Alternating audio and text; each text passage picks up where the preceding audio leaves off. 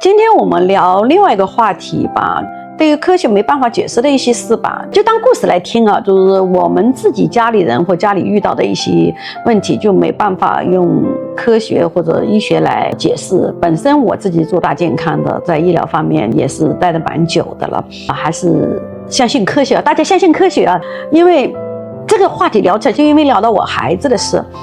我孩子呢，从家里楼梯上摔下来以后，就是做检查，各种检查就检查不出来什么疾病，哪里出问题了，但是就身上痛。因为对于我做大健康又在医疗行业深耕了很多年的人来说，医疗方面资源还是蛮多的，认识的医生啊、医院啊是很多的，包括国内外有名的医院、医疗系统，我都是还是比较熟悉的。但是就是没有办法查出来，所以就是说医学解释不通的时候，我觉得就有点玄学一样的。所以今天我就聊另外一个话题，就因为孩子的这个事，我就聊一些我自己的一些所听到所看到的吧。我就聊一个我曾经遇到的，因为早期在00几年的时候，我公司早期在松江嘛，我是做制造业的，然后制造业不是有质量部嘛，就从台湾找了一个小女孩做质量部的经理，她每个月来出差到上海来。我们呢是这样的，我们就曾经在上海吴中路附近那边租了一个房子。那时候因为我自己租的房子也是租的，因为她来了没地方住，我们也是要租个房子。那个房子呢，租的时候呢，装修3房2厅哦，很新。我租的时候也很便宜，1个月5000块，真皮沙发，没有怎么住过的。然后我看这个房子蛮好的，我就住下来了。住下来以后嘛，就是小姑娘来了，我就1个房间给她住，还有2个房间呢给谁住呢？还有2个房间给我小姑子跟她老公，还有我一个小叔，他们3个人长期住。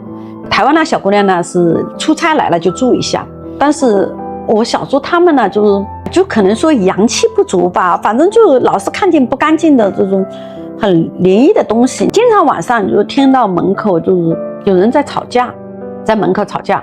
但是呢，打开门以后呢，又没有人，对面的邻居呢是空的，楼上楼下呢也没有人住。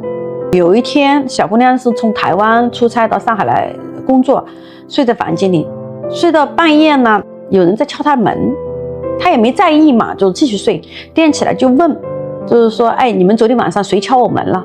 大家没有吭声。她说，哦，可能听错了吧。她也没在意，小姑娘继续上班。然后晚上人家不是敲门是什么样的，你知道吗？把她房门打开。小姑娘第二天就问，哎，昨天晚上你们谁把我房门打开了？